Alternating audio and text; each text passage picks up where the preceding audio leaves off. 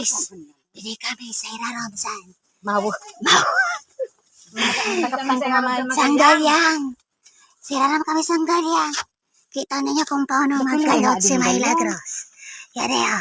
Ang pulo, tinago ni Carlos sa susundangan niya. Loko ng kagadi. Pagkatibay ni Milagros Ang galing-galing. Ako naman. Ang galing-galing. Ang galing-galing. Palibutan ta. Niya ding nagkaturumba di pa uno adi. Aw magapoy na sana.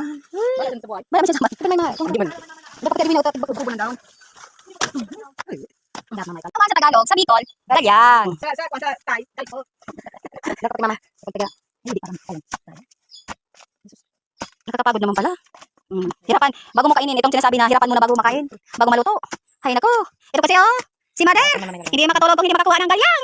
Pag dito sa bundok, ayan. Sige, tulong tayo. Siya may lagusan kasag. Uy, maluto man ako sis. Wait sis. Aray ko sis. Dito sa ibang.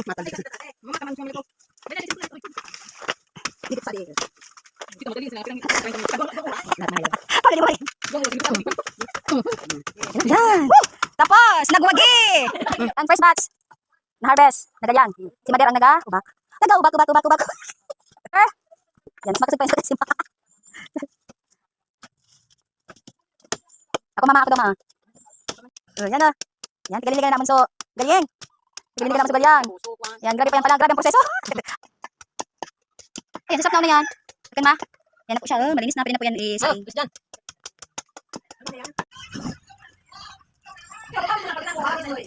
Kain tayo ng galyang. Ito na yung kahirapan bago kainin. Yan, sarap.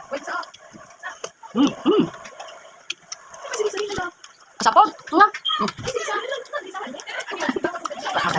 po.